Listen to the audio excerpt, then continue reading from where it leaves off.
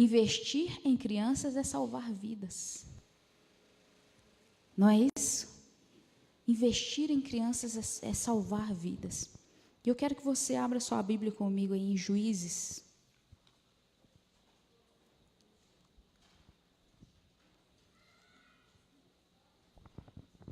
No capítulo 2.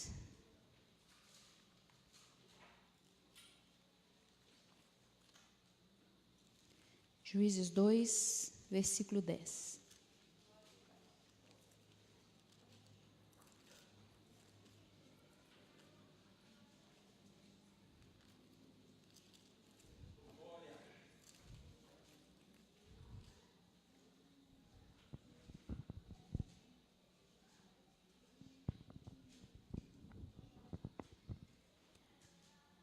Amém?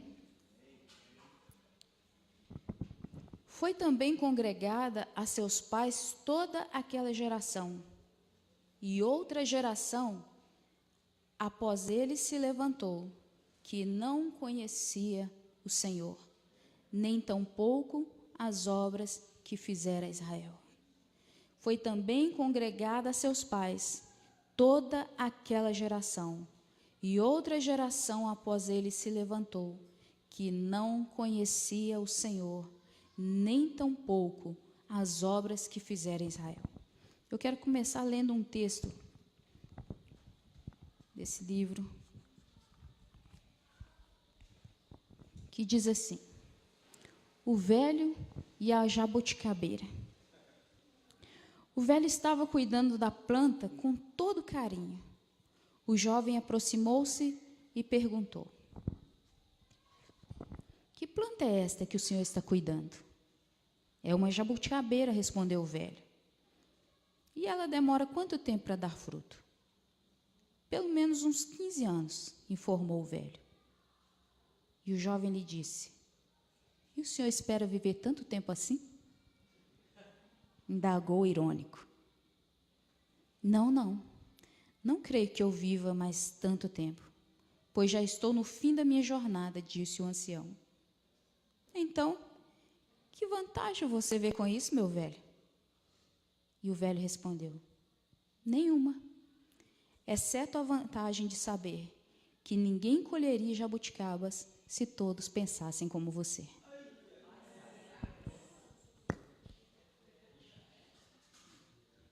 Nós precisamos investir na geração que está, nessa próxima geração. Mesmo que nós não possamos ver os frutos, e todos os frutos nós não iremos ver, mas precisamos investir. A Bíblia diz que uns plantam, outros colhem, mas só Deus dá o crescimento. Então, o produzir o fruto não cabe a nós a responsabilidade de plantar e de cuidar. Os frutos é Deus que dá. Se nós pensarmos como as pessoas de hoje, que só pensam no aqui e no agora. Por muito tempo, a igreja viu as crianças dessa maneira. Joga numa salinha para passar o tempo do culto, né? Não importa, põe uma irmãzinha lá, vê uma irmãzinha e coloca na salinha das crianças. Mas a irmãzinha, o que a irmãzinha vai fazer? Nada, é só para passar o tempo, é só para não ocupar os pais, é só para não perturbar o culto. Por algum tempo, muitas igrejas se portaram dessa maneira, mas aleluia que Deus tem despertado a igreja, Deus tem despertado a liderança, para mostrar que as crianças, elas não têm que vir para a igreja só para passar o tempo, elas precisam vir para ser ministradas. Elas não vêm para a igreja apenas para ouvir contações de histórias. O líder de criança, ele não é um contador de história, ele é um ministro. Ele é um ministro. Às vezes, como líderes, as pessoas nos perguntam: o que você faz na igreja? Nada não, eu cuido de crianças. Não, querido, você é ministro. Você é líder de uma geração. Você tem nas suas mãos a responsabilidade uma responsabilidade enorme de inculcar, de educar, de ministrar ao coração das crianças.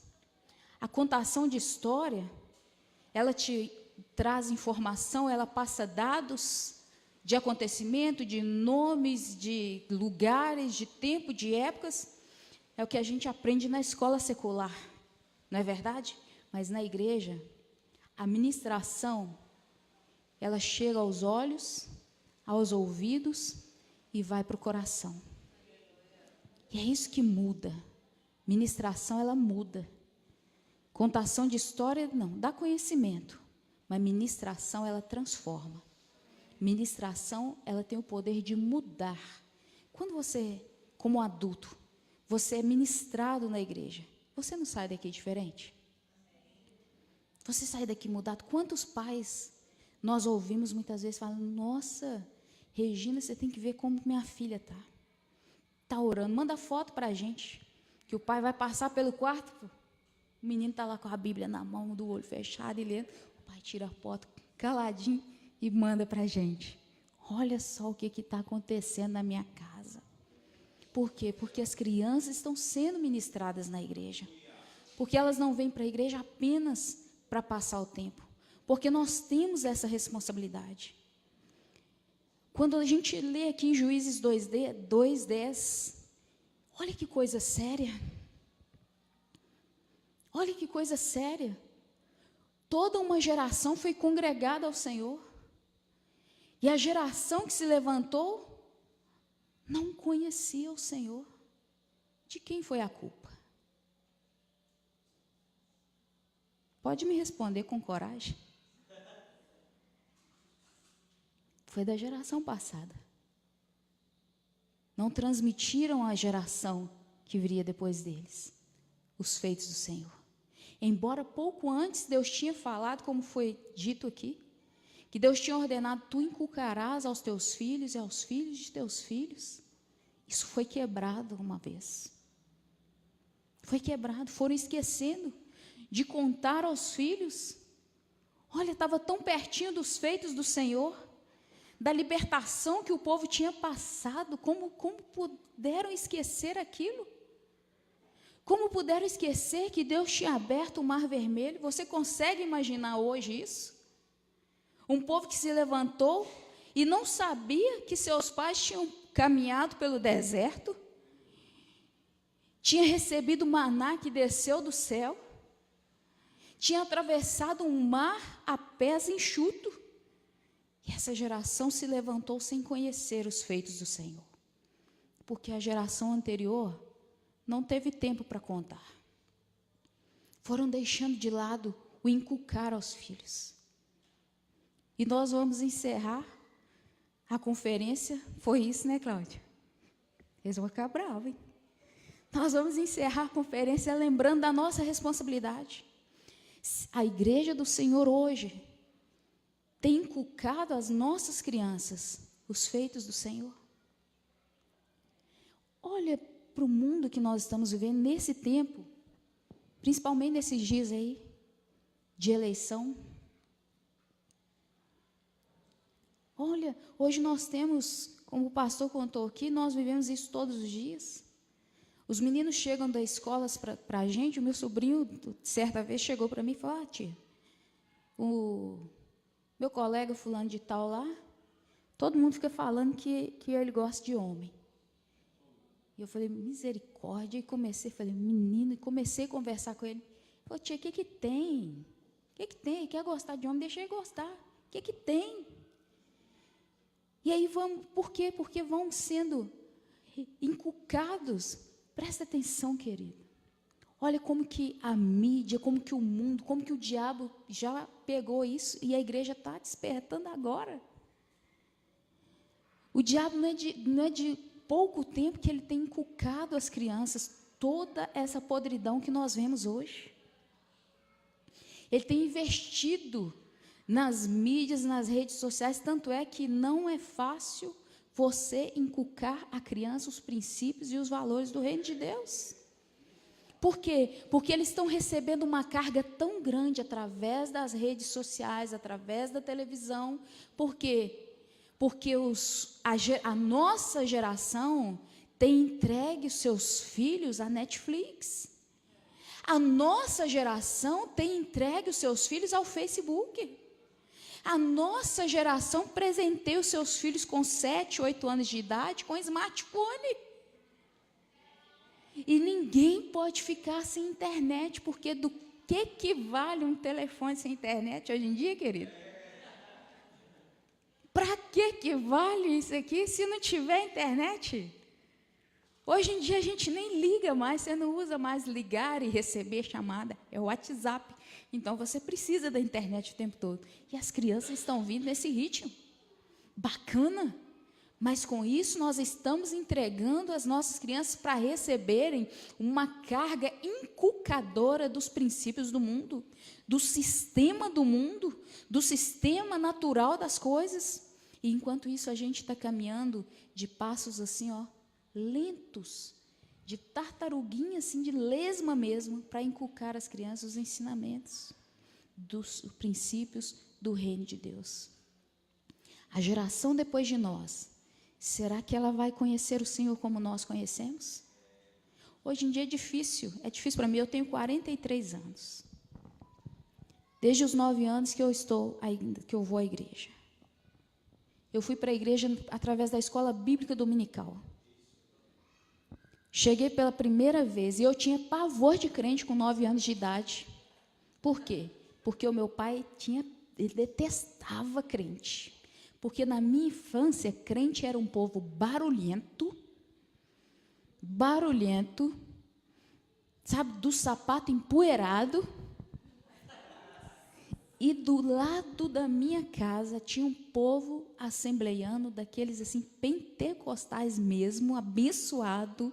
A família inteira, um lote com 3 casas, cada casa uma família gigante, morava a avó, o filho, o neto e aquela família grandona. Eles eram vendedores de verdura, então eles acordavam assim de madrugada. E onde está aquele povo barulhento? Onde está que não se vê nem o irmão? Sem ovelhas cantava também, então cedo, estavam os irmãos lá cantando. Eu me lembro que eles convidaram a minha família um dia para ir participar de um aniversário. Gente, a gente não era crente, eu era novinha, 8 anos, antes de ir para a igreja. E a gente foi. Foi na casinha menor o aniversário. Um cômodozinho, gente sentada na cama, o povo da igreja todo foi, povo animado, do reteté, o povo animado, e foi aniversário e oração, e eu sentei na cama, e ora, e faz a gente levantar a mão e tudo, e nada de salgadinho, nada de bolo, e oração, e eu lá criança, vai no aniversário, pode bolo, irmão. Eu confessando aqui para vocês. E eu lá pensando, que hora que sai esse bolo, gente? Não serve nenhum nada. E fui para casa e não teve salgadinho, não teve bolo, querido. O aniversário deles era só na oração e no fervor. Fui para casa sem bolo, sem salgadinho. Na minha época, os crentes eram assim. E meu pai tinha pavor, ainda mais com essa família lá do lado. Mas um dia, uma amiga da minha mãe dormiu lá em casa de sábado para domingo, e ela tinha se convertido, e falou com minha mãe, deixa eu levar suas meninas na escola bíblica. E a gente era muito submisso, minha mãe mandou, a gente foi. E cheguei lá na escola bíblica, separou as classezinhas, e eu fui para a classe de criança, e a professora ensinou um versículo, nunca mais esqueci, Mateus 11, 28. Vinde a mim todos que estáis cansados e sobrecarregados, e eu vos aliviarei. E eu falei, eu quero ir para Jesus. Comecei a matar aula toda sexta-feira, com 9 anos de idade, para ir na corrente. Sexta-feira, 3 horas da tarde, tinha corrente. E eu tinha uma aula de ensino religioso, que não era um ensino bíblico, né? Era um ensino religioso da escola secular. E eu conversei com a professora, falei, professora, eu vou precisar sair antes da professora do ensino religioso chegar, porque eu preciso resolver uma coisa. E eu fugia da escola e ia assistir a corrente da igreja evangélica. Com 11 anos eu estava me batizando. Estou firme no Senhor até hoje, com os princípios que a minha mãe inculcou na minha vida. Minha mãe nos criou assim, debaixo de respeito, respeitar a liderança, respeitar pastor, respeitar as autoridades, respeitar os mais velhos, orar, culto em casa, sempre ensinou isso. E hoje a minha geração, eu aqui, já assusto com essa outra geração. E aí eu falo para você, nós temos ensinado essa geração, ou essa geração tem nos feito parar. Porque hoje eu me deparo com jovens que querem que a gente entenda e que a gente até seja participante, que a gente hoje em dia chama pai e mãe pelo nome e chama Deus de você. Não consigo entender a liberdade. E aí nós vamos, tem que aceitar. Tem que aceitar, por quê? Porque isso atrai os jovens. Porque isso atrai as pessoas. Isso são aquilo que eles estão recebendo lá fora e querem trazer para nós. E é aí que eu te pergunto, nós temos contado as gerações, a próxima geração, os feitos do Senhor? Nós temos inculcado a eles os princípios, ou são eles que estão nos ensinando e fazendo com que o nosso conhecimento de Deus morra conosco? Será que essa geração que está se levantando vai conhecer o Senhor como você conhece? Vai conhecer, às vezes a gente se pega conversando entre os da mesma geração, saudosos dos nossos tempos, saudosos dos tempos da igreja, saudosos da escola bíblica, saudosos do tempo que a gente sentava para conversar de Deus, saudade dos acampamentos de jovens, os nossos acampamentos. Quem aqui já se converteu na infância? Parece que eu estou falando meio sozinha aqui. Alguém já passou por isso? Os nossos acampamentos tinham vigília. Não era à noite fazendo bagunça, soltando bomba no ouvido dos outros, não. A gente queria Deus. A gente queria experimentar Deus. Sabe, não precisava de luz acesa, luz piscando, isso e aquilo, outro. E eu não estou aqui condenando as coisas.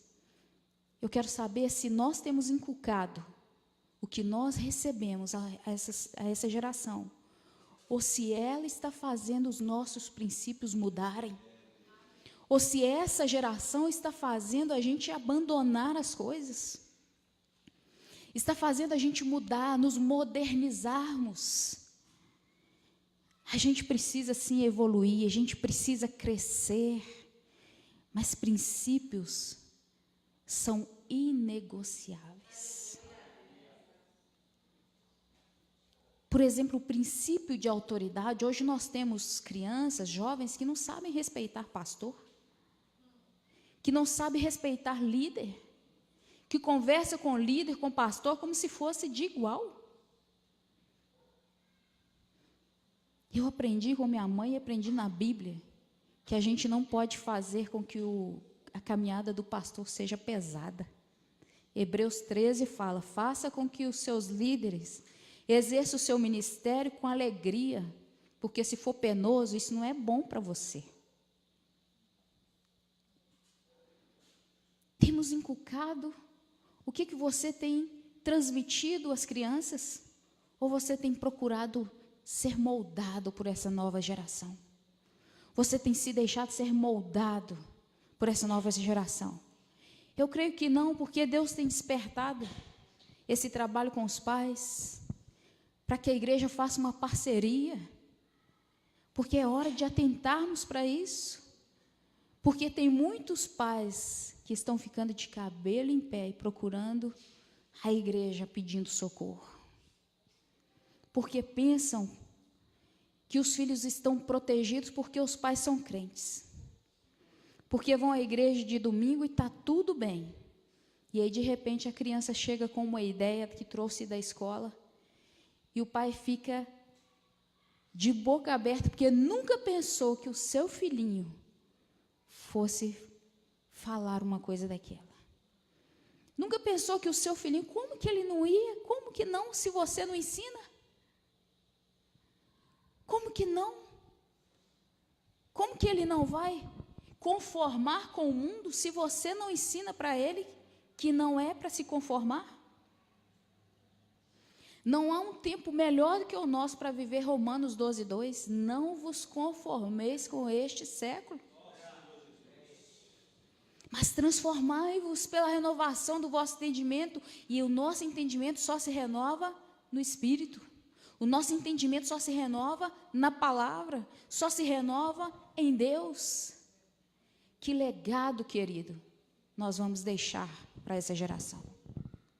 Que influência você tem exercido na vida das crianças?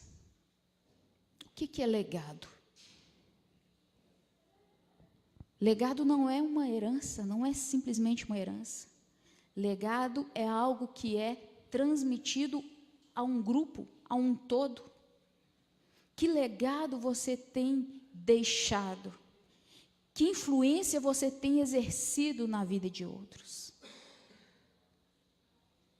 Que influência você tem deixado? Que marca você tem imprimido na vida das crianças? Você que é líder, o líder, ele não pode vir para a igreja e falar: hoje eu estou na salinha, hoje eu estou com as crianças. Tem que ter tempo de preparação. Assim como um pastor, pregador que prega aos adultos, ele se prepara, ele não chega aqui, abre a Bíblia num versículo qualquer e vai falar. Ele se prepara. Você vai ministrar às crianças, precisa estar preparado. Precisa buscar crescimento. Hoje em dia é tão fácil, né, a gente buscar conhecimento, crescimento.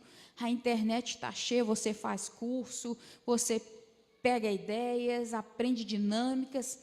Precisa preparar para que a gente possa imprimir em nossas crianças uma identidade do Evangelho pleno, do Evangelho puro. Mas legado não é algo que a gente decide deixar. O legado, ele é construído. Então, a primeira coisa que eu quero deixar para você é como você vê a criança. Da forma que você vê as crianças, qual visão você tem das crianças? É a visão de que a criança é a igreja de amanhã? A criança é a igreja do futuro? Quantos aqui que veem dessa forma? Amém. Mas a criança também é a igreja de hoje. Da forma que nós criarmos as nossas crianças hoje, é a forma que a igreja será amanhã. É ou não é? Se nós não nos importarmos com aquilo que está sendo inculcado nas crianças hoje, se nós deixarmos as crianças apenas brincando na igreja, apenas passando o tempo, que igreja nós teremos amanhã? Se não tiver princípios e valores do reino de Deus sendo imprimido, sendo marcado na alma, no DNA, na genética dessas crianças, que igreja nós teremos amanhã? Olha que geração que se levantou. Após um povo que enxergou todos os milagres de Deus no Egito e no deserto. Olha que igreja, que geração que se levantou. Que igreja que vai se levantar depois de nós? Que igreja que vai se levantar depois de nós? Uma igreja que concorda com a corrupção? Uma igreja que aceita o homossexualismo, que aceita o aborto, que aceita o lesbianismo, que aceita toda a podridão do mundo? Vamos conviver todo mundo junto? Uma igreja sem santidade? Que igreja que nós vamos levantar para amanhã? É minha responsabilidade, é sua responsabilidade. Mas aí eu preciso enxergar a criança como a igreja hoje. Eu preciso enxergar a criança como a igreja de hoje. A criança, ela precisa aprender a cultuar. Ela precisa aprender a reverenciar a Deus, as coisas de Deus, a tratar a igreja com reverência, a tratar as pessoas com reverência. Porque senão amanhã nós teremos uma igreja desrespeitosa. Uma igreja que olha para cima e chama Deus de o cara.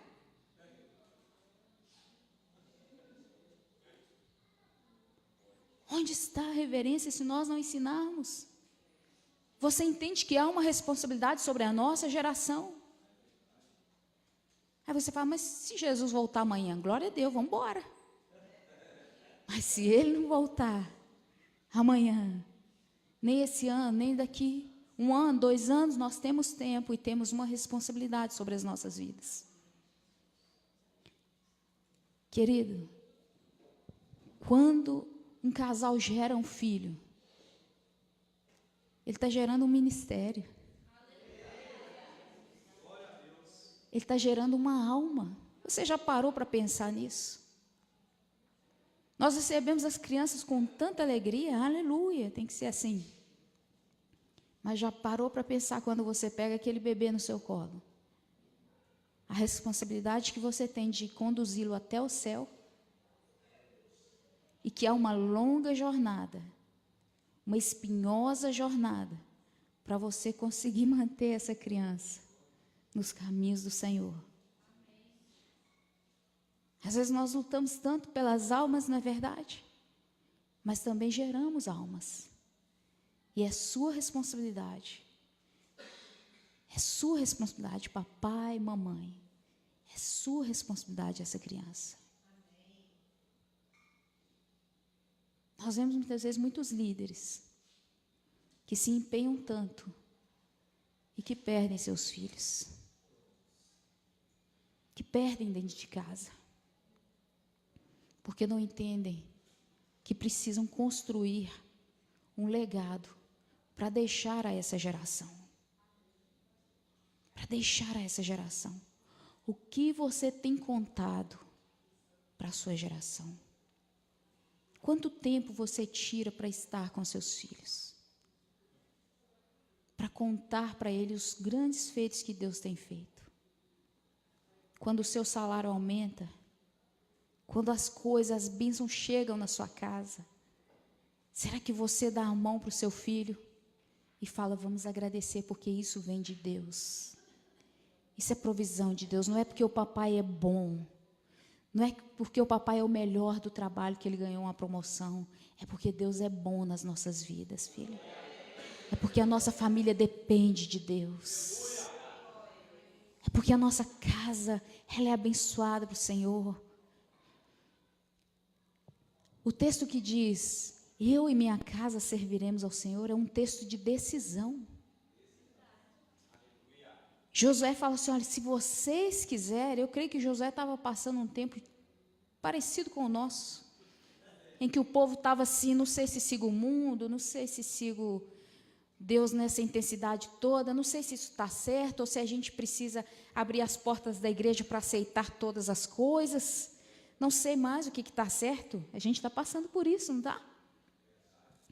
Mas Josué falou, olha, vocês decidam a quem vocês vão servir, porém eu e a minha casa já decidimos, nós serviremos ao Senhor, nós serviremos ao Senhor.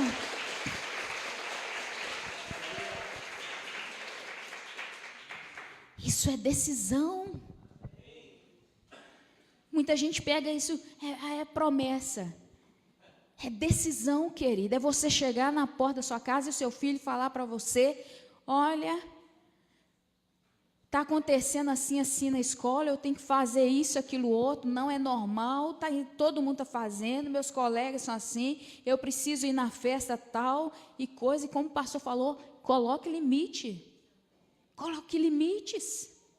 Você vai dizer não, não. Por quê, pai? Por quê, mãe? Meus colegas fazem. Todo mundo está fazendo, eu já ouvi isso tantas vezes. Todo mundo está fazendo, na minha escola todo mundo está vestindo assim.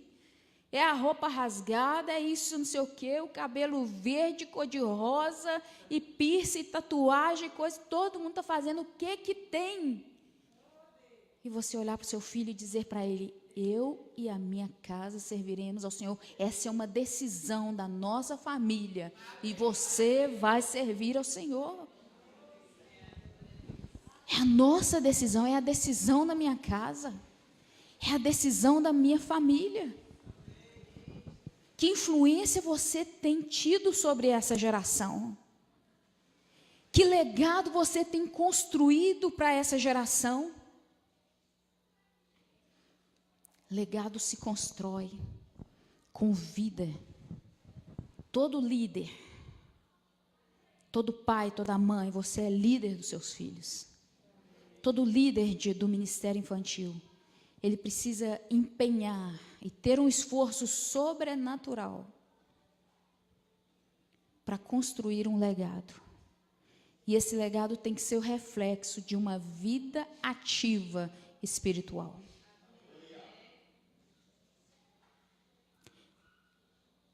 As palavras convencem, dizem, né?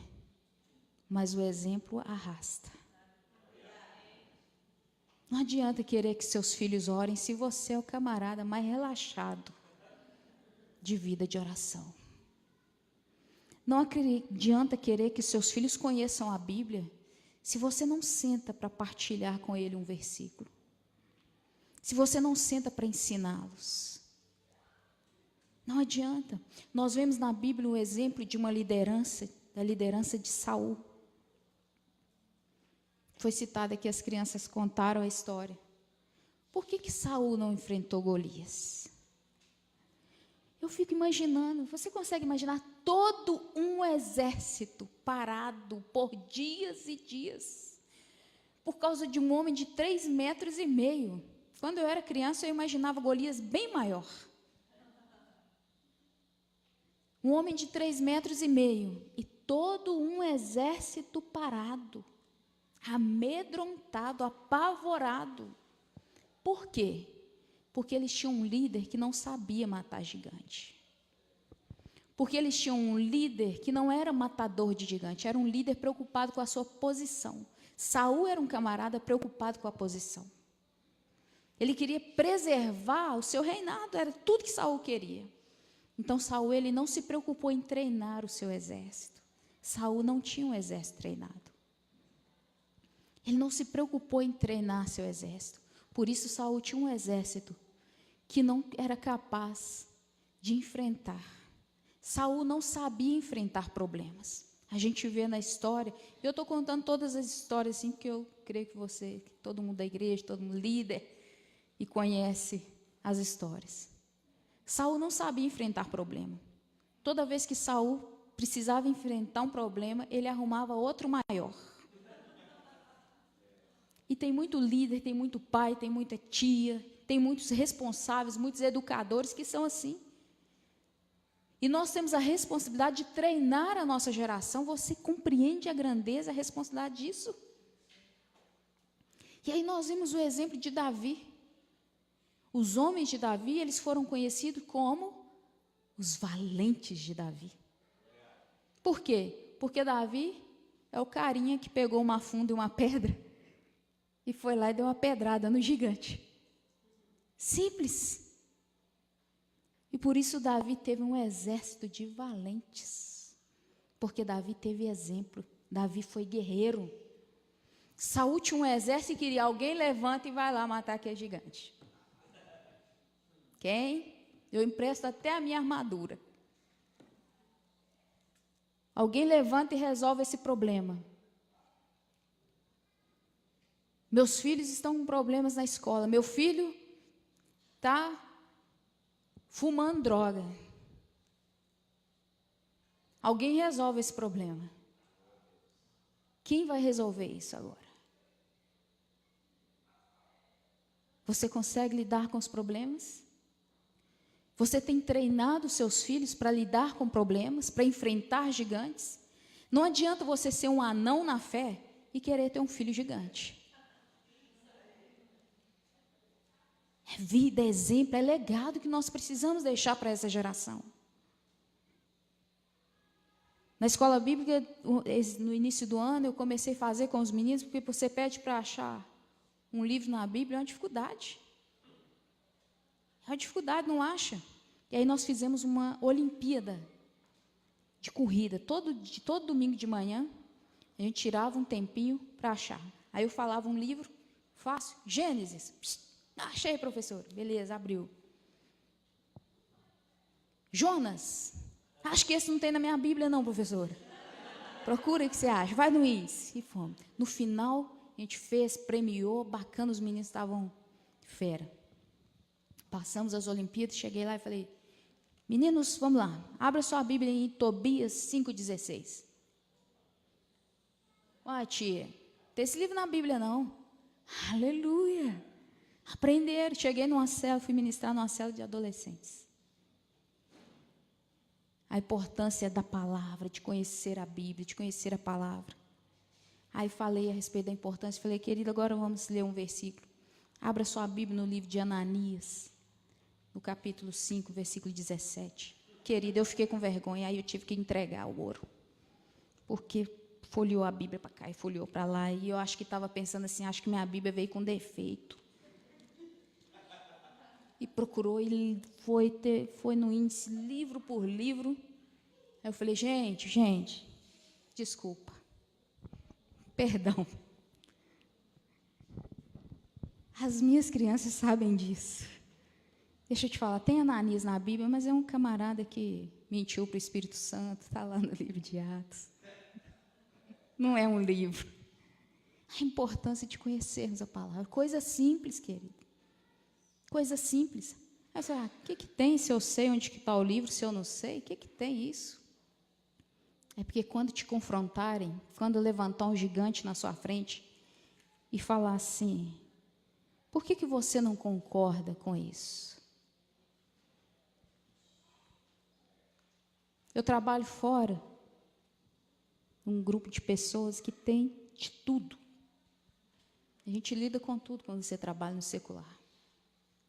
E aí vira e mexe tem um debate, principalmente envolvendo o homossexualismo, principalmente com essa questão das eleições, das diferenças, respeitar a diferença, tudo.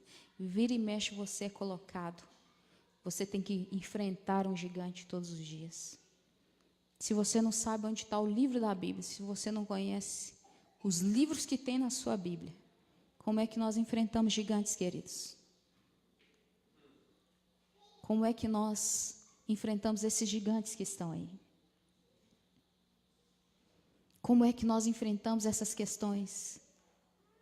E como é que nós vamos treinar matadores de gigantes? Se somos anões na fé. Se não temos pedra para lançar. A direção da pedra certeira é Deus que dá. Não pensa você que foi a força de Davi que derrubou Golias. Foi o compromisso. Foi a fé dele falar, se Deus me livrou de um urso e de um leão, Golias vai cair, porque eu conheço Deus. Depois de Golias se levantaram mais 4 gigantes. Sabe quem matou? Os valentes de Davi. Porque assim como Davi, os seus discípulos foram matadores de gigantes. Foram homens que confiavam no Senhor. Olha a grandeza disso.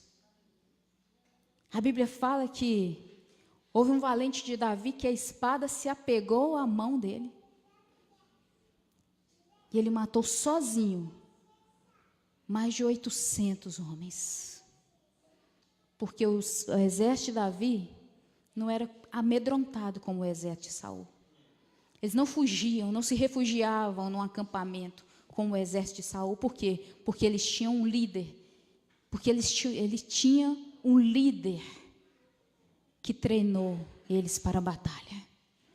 Nós precisamos treinar as nossas crianças. Precisamos investir nas suas crianças. E deixa eu te falar, vale a pena. A criança, ela recebe. A criança, ela é treinada, não desista.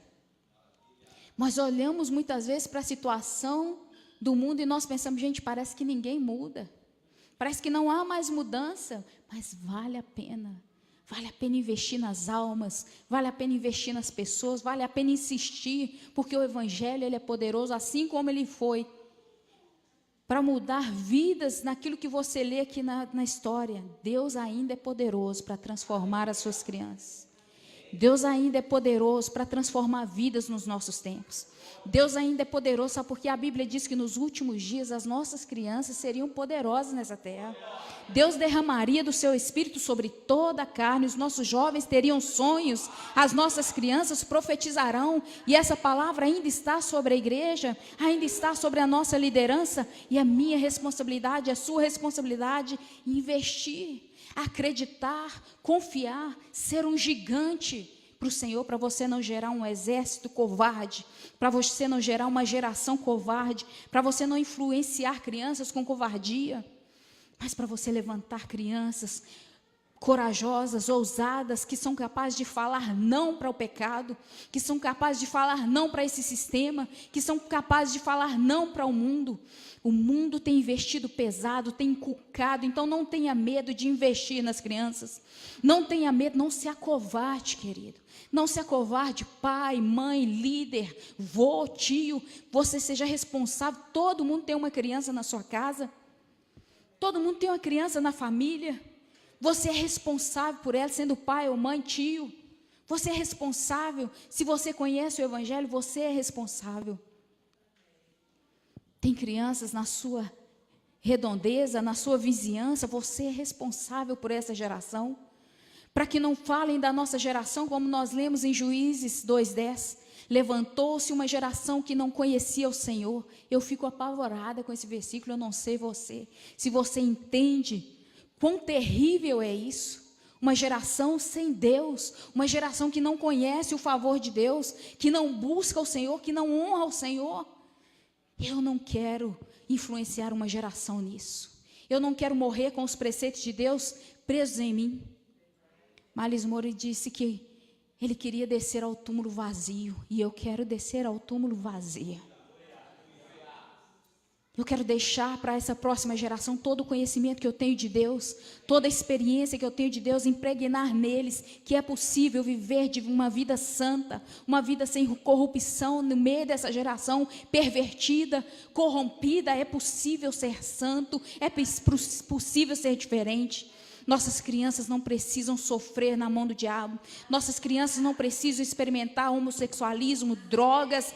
Nossas crianças não precisam ser abusadas. Estão guardadas, mas é minha responsabilidade, é sua responsabilidade mostrar a elas que há um Deus que guarda, há um Deus que cuida, que se nós o reverenciarmos, se nós crermos que assim como Ele livrou os nossos antepassados, que assim como Ele livrou os seus avós, livrou a nós, e Deus vai continuar livrando essa geração.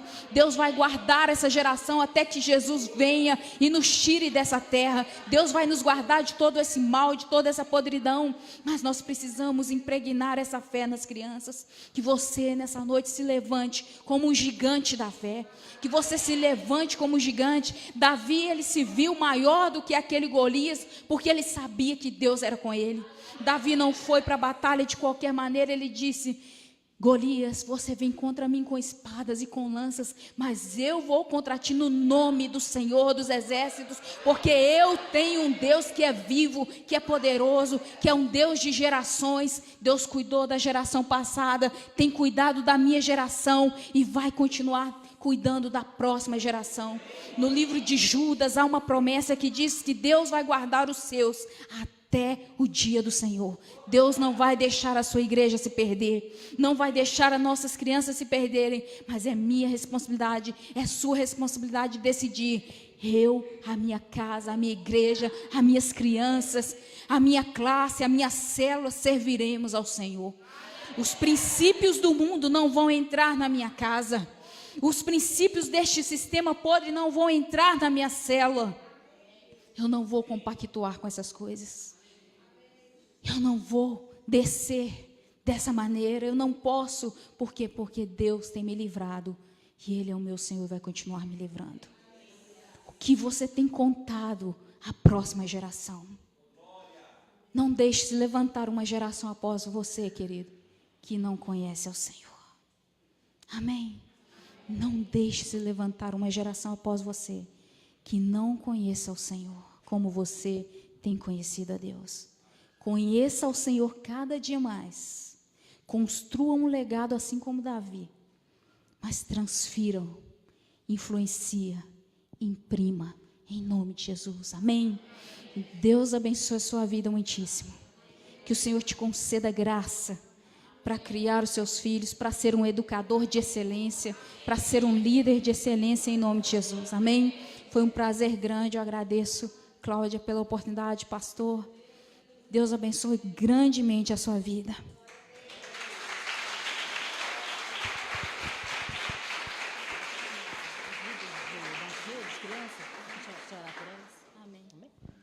Glória a Deus. Quantos estão cheios, abençoados nessa noite? Mas também vocês vão sair daqui com uma grande responsabilidade. Vão sair coçando? É isso mesmo que eu quero. Que vocês saiam, meu Deus, preciso fazer alguma coisa. Essa é a nossa intenção realmente. Eu queria chamar aqui as líderes das crianças. Roberta, que é a líder da rede de crianças de Cláudio. Vamos aplaudir a Roberta?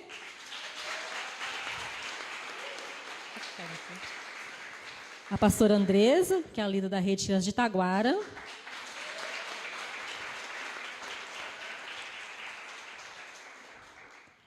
A nossa irmã Josiane, que é a nossa líder de Ibirité.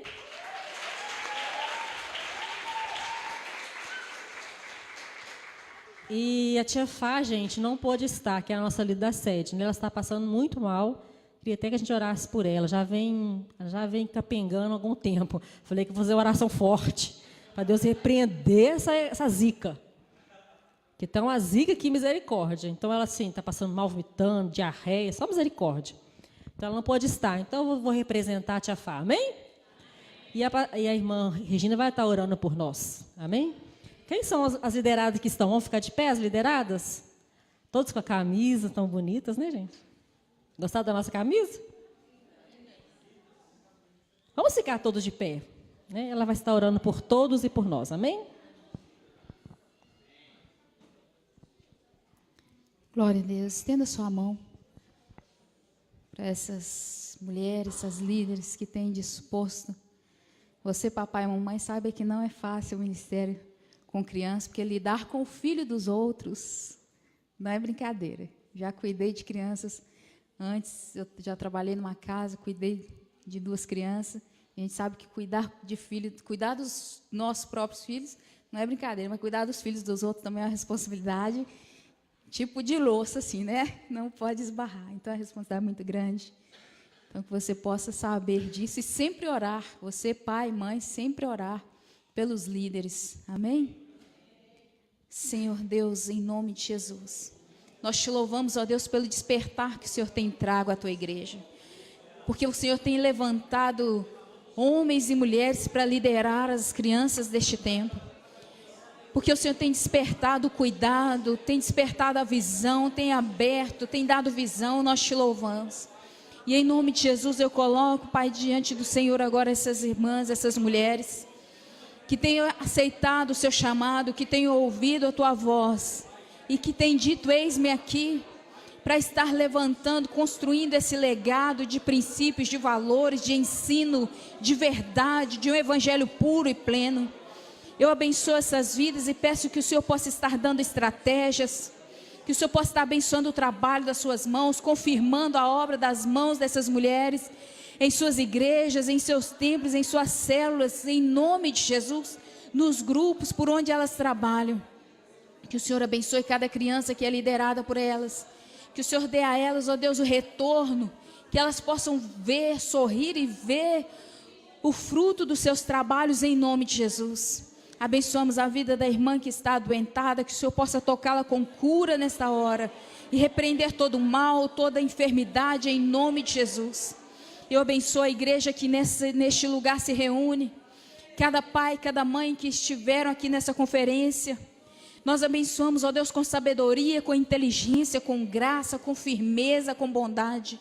Que o Senhor possa estar transformando, dando renovação de entendimento, para que a partir desta conferência eles possam ter uma nova visão sobre a vida de seus filhos, sobre a criação. Que se estabeleçam cultos domésticos nessas casas, que se estabeleça o ensino, tempo de qualidade, Pai, em nome de Jesus, dentro desses lares, para que a gente possa construir um legado para essa geração, em nome de Jesus. Nós abençoamos, ó Deus, a vida do pastor, da sua família, os seus filhos, em nome de Jesus, com a graça, com a preciosa presença do Senhor, com a tua unção, com força e fortaleza, em nome de Jesus. Eu abençoo a vida da Cláudia, que esteve encabeçando esse trabalho, que o Senhor possa surpreendê-la com os resultados, porque Tu és um Deus que supera as nossas expectativas. Então que o Senhor possa superar as expectativas desta conferência, em nome de Jesus, e que eles possam, ó Deus, colher frutos, trazer seus feixes com alegria, em nome de Jesus, para a glória do Senhor. Amém e amém. Glória a Deus.